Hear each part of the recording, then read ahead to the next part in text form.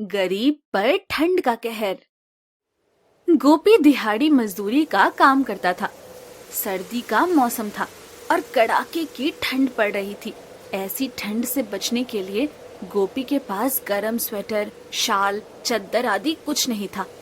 इसलिए घर से मजदूरी के लिए निकला तो अचानक ही सारा शरीर कांपने लगा। अरे रे रे, आज तो भयंकर ठंड पड़ रही है। तन बदन में कड़कड़ी बन रही है भाई। क्या करूं? अरे वाह, आग जल रही है। भागकर आग सेक लेता हूँ। गोपी के परिवार में उसकी पत्नी कांता और अंधी बेटी लाली थी। सर्दी के कारण गोपी ही नहीं बल्कि कांता और लाली भी बहुत परेशान थी। अरे माँ, रात को बहुत ठंड लगती है। बापू से कहकर कोई कंबल या रजाई मंगवा दो ना। तेरे बाप की कमाई तो इतनी भी नहीं कि पेट में ढंग से दाना पड़ जाए, फिर कंबल या रजाई कहाँ से आए बेटी? तो ऐसे तड़प तड़प कर सर्दियां कटेगी माँ? तू चिंता न कर, मैं फटे पुराने कंबल और रजाई को सी सवार कर नए जैसे बना दूंगी। सुबह से इसी काम में तो लगी हूँ। ये सुनकर लाली रोने लगती है। अरे क्या हुआ लाली, तू रोने क्यों लगी बेटा? माँ, मैं अंधी ना होती तो इस काम में तुम्हारी मदद जरूर करती। तू ना कर मेरी बच्ची, डॉक्टर ने कहा है कि ऑपरेशन से तेरी आंखें अच्छी हो जाएंगी।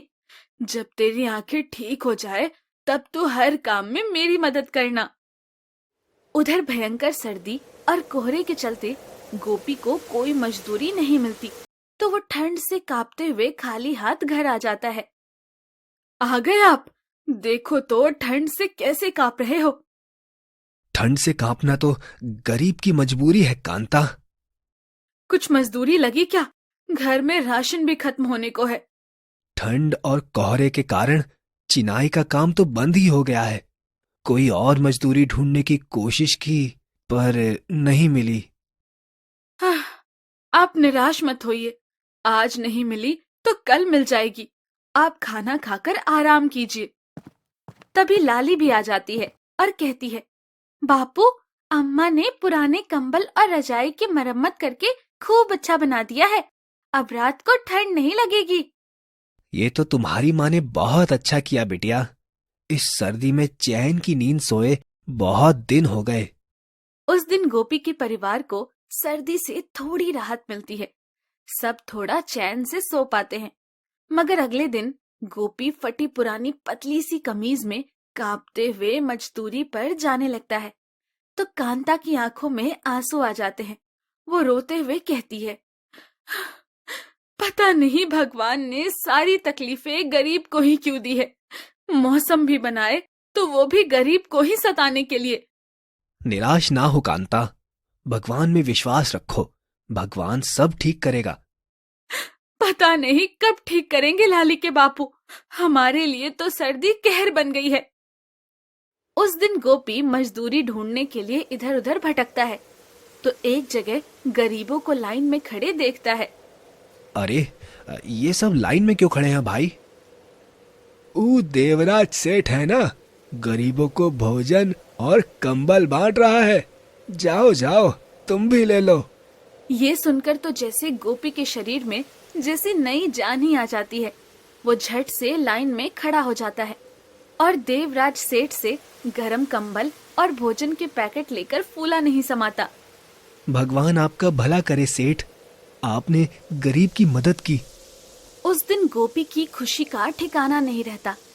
वो कंबल ओढ़ता है तो उसे ठंड से राहत मिल जाती है और वो भगवान का धन्यवाद करते हुए तेज कदमों से घर की तरफ चल पड़ता है। मगर तभी उसकी नजर सड़क किनारे पड़ी एक गरीब भिखारिन बुढ़िया पर पड़ती है। बुढ़िया ठंड में जमीन पर पड़ी कांप रही थी। उसकी ऐसी हालत देखकर गोपी को उस पर बहुत दया आती है। इस कंबल की मुझसे ज्यादा जरूरत तो इस बुढ़िया मैया को है। अगर इनकी यही हालत रही तो ये तो सुबह तक मर ही जाएंगी। यही सोचकर गोपी अपना कंबल उस बुढ़िया पर डाल देता है और फिर चलने लगता है तो बुढ़िया कांपती हुई आवाज में कहती है, बेटा जरा सुनो, बहुत भूखी हूँ, थोड़ा खाना भी मिल जाए तो जान बचे। दो दिन से कुछ नहीं खाया। जब गरीब ही गरीब का दुख नहीं समझेगा तो और कौन समझेगा मैया। लो, पेट भरकर खाना खाओ। ये कहकर गोपी खाने के पैकेट उस बुढ़िया को दे देता है। बुढ़िया उसे आशीर्वाद देते हुए कहती है, बेटा, तू गरीब होकर भी बहुत अमीर है। देखना, भगवान तुझे बहुत देगा। बुढ़िया के आशीर्वाद पर कोई खास असर नहीं दिखता, क्योंकि वो जानता था कि गरीब कितनी ही मेहनत क्यों ना कर ले, फिर भी उसकी तकलीफें खत्म ही नहीं होती। एक दिन गोपी काम की तलाश में कई जगह जाता है, मगर उसे कहीं काम नहीं मिलता। एक तरफ सर्दी और दूसरी तरफ चिंता। गोपी को समझ नहीं आता कि क्या करे। अगर आज भी खाली हाथ घर गया तो सबको भूखा सोना पड़ेगा। हे भगवान, कोई तो मदद कर। गोपी ये सोच ही रहा होता है कि तभी उसके पास एक कार आकर रुकती है। कार से अरविंद नाम का एक आदमी बाहर आता है। सुनो भाई, एक काम है, करोगे क्या? जी साहब, जो भी काम हो करूंगा। हमारे स्विमिंग पूल की सफाई करनी है। देख लो, कर दो तो पूरे 2,000 रुपए दूंगा। 2,000 रुपए? जरूर करूंगा साहब, मैं जरूर करूंगा। तो बैठो गाड़ी में और चलो मेरे साथ। गोपी तुरंत गाड़ी में बैठकर जाता है और सर्दी की परवाह किए बिना कमीज उतारकर तालाब की सफाई में लग जाता है। मगर दोपहर होते होते उसकी कड़कड़ी बंध जाती है और उसे तेज बुखार चढ़ जाता है। साहब, मुझे तो तेज बुखार चढ़ाया है, अब मुझसे काम ना हो पाएगा। बस इतने में ही निकल गई फूंक। चल दफा हो, मैं किसी और से करा लूंगा यह काम। पर मेरी आधी दिन की मजदूरी तो बनती है साहब।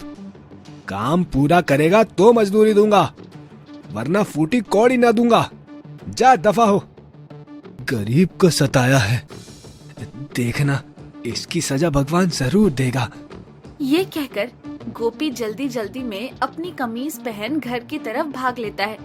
घर पहुंचता है तो उसकी हालत देख कांता कहती है, आपको तो बहुत तेज बुखार है, आपकी ये हालत कैसे हुई? कांता के ये पूछने पर गोपी उसे सारी बात बताता है। उसकी बात सुनकर कांता कहती है, पता नहीं इन अमीर लोगों को गरीब पर जुल्म ढाने में क्या मजा आता है। गरीब की जान जोखिम में डाल दी और इलाज के लिए भी 2 रुपए हाथ पर ना रखे। गोपी को रात भर बुखार रहता है और सुबह होते ही कांता और लाली उसे अस्पताल लेकर जाते हैं। मगर दुर्भाग्य से अरविंद नाम का वही आदमी सामने आ जाता है, जिसके कारण गोपी की ये हालत हुई थी। अरविंद गोपी को देखते ही भड़क उठता है। तुम यहाँ क्यों आए हो? साहब, इन्हें बहुत तेज बुखार है, भगवान के लिए दवा दे दीजिए। साहब, मुजंदी का सहारा है मेरा बापू, इसका इलाज कर दो प्लीज। देख बे गरीब, मुझे तो भगवान ने कोई सजा ना दी, भगवान ने तो तुझे सजा दी है। अब जाकर भुगत। ये मेरा अस्पताल है, मेरा। यहाँ तुझे दवा नहीं मिलेगी। ये कहकर अरविंद उन्हें अस्पताल से निकाल देता है और सड़क पर आते ही गोपी की तबीयत बहुत बिगड़ जाती है। वो सड़क पर बैठ जाता है। कांता, अब मुझसे नहीं चला जाता, मुझे दवा दो, वरना मैं तो गया। बापू, हिम्मत रखो बापू, अगर आपको कुछ हो गया तो मेरी आंखों की रोशनी का क्या होगा? कांता के बापू, हिम्मत रखो, हम किसी दूसरे अस्पताल में जाते हैं। कांता ये कह ही रही होती है कि तभी वो गरीब बुढ़िया वहां आ जाती है। अरे, तुम तो वही दयालु इंसान हो जिसने मेरी मदद की। चिंता मत करो, तुम्हें कुछ नहीं होगा बेटा। ये कहकर बुढ़िया कांता को एक पुराना स्वेटर देते हुए कहती है, बेटी, ये स्वेटर लो, इसे पहना दो, इसके पहनते ही ये ठीक हो जाएगा। कांता को बुढ़िया की बात कुछ अजीब सी लगती है, मगर फिर भी वो बुढ़िया से स्वेटर लेकर गोपी को पहना देती है। तभी स्वेटर एकाएक नया स्वेटर हो उठता है और गोपी सचमुच ठीक हो जाता है। कांता, मैं ठीक हो गया कांता। बापू, अम्मा, मुझे सब दिखाई दे रहा है। मेरी आंखें ठीक हो गई। ये कैसा चमत्कार हो रहा है जी? ये कहते हुए कांता इधर उधर देखती है तो बुढ़िया कहीं नहीं दिखाई देती। यह देख वो हैरान ही रह जाती है। माँ जी, माँ जी, आप कहाँ हैं माँ जी? मैया, कहाँ हो मैया? तभी उनको बुढ़िया की आवाज सुनाई देती है। बेटा, मैं तो बस तुम्हारी मदद के लिए आई थी। सुनो, ये स्वेटर जादुई स्वेटर है। इसकी जेब से रोज सोने का एक सिक्का निकलेगा। तुम उस सिक्के को बेचकर अपनी और अपने जैसे गरीबों की मदद करना। सर्दी के कारण किसी को मत मरने देना। उस दिन के बाद तो गोपी की किस्मत ही बदल जाती है।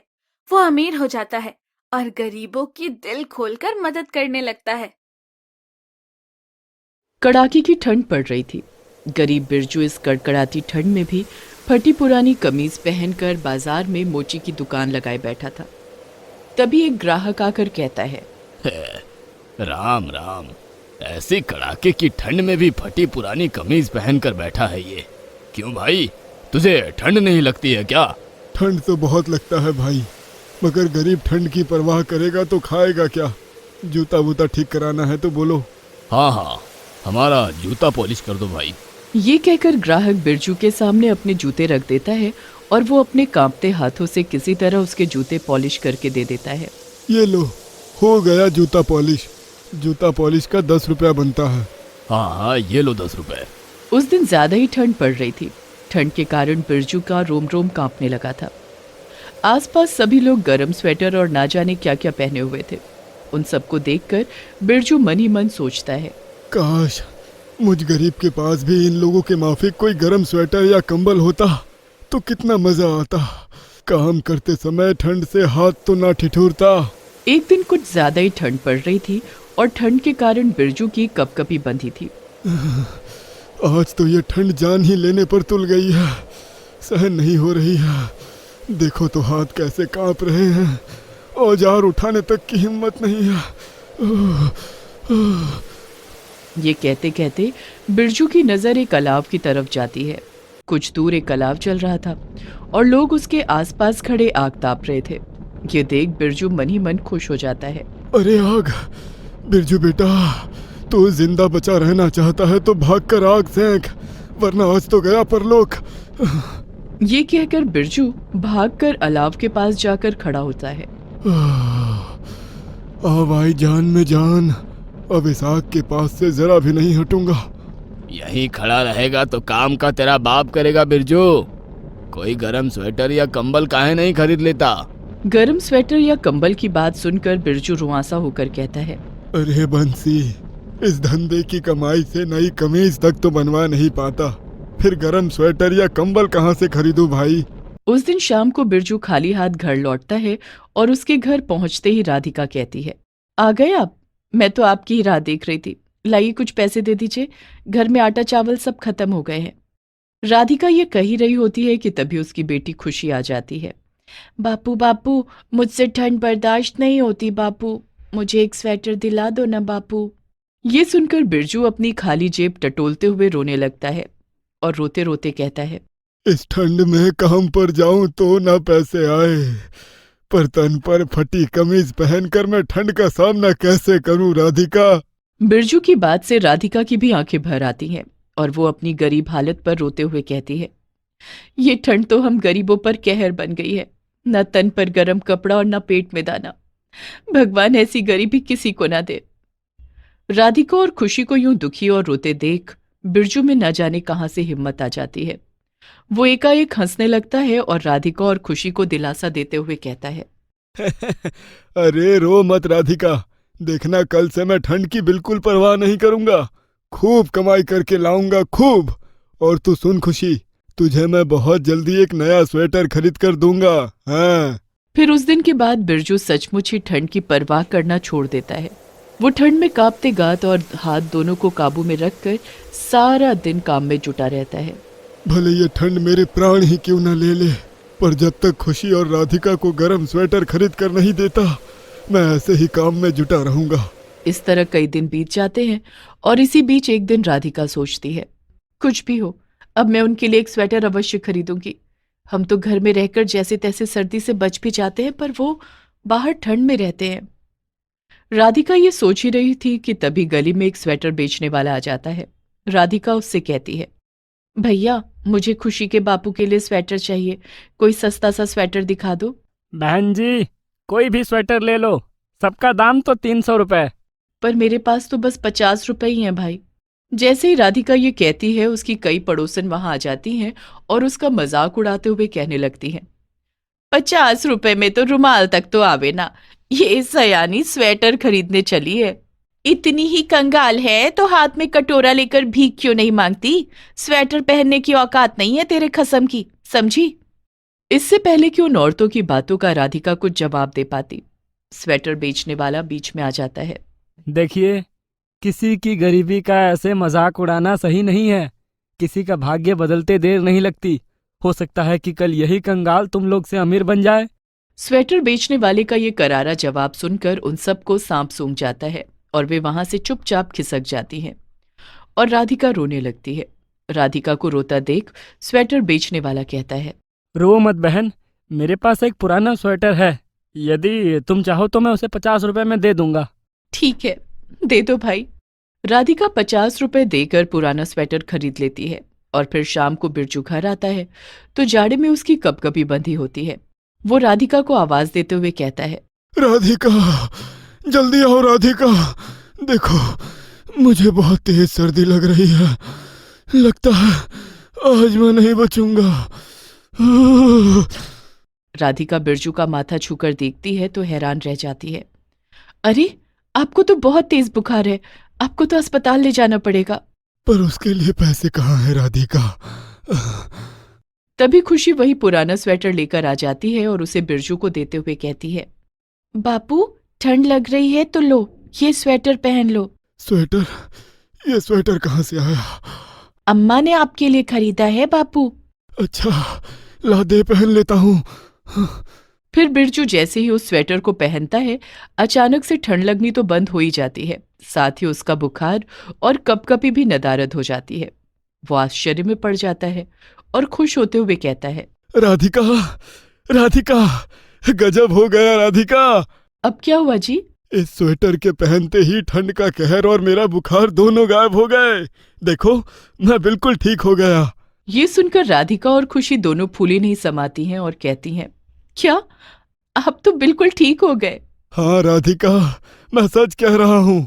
राधिका बिरजू का माथा स्पर्श करती है तो वो भी हैरान रह जाती है। अरे हाँ, अब तो आपको बिल्कुल भी बुखार नहीं है, ये कैसा चमत्कार है।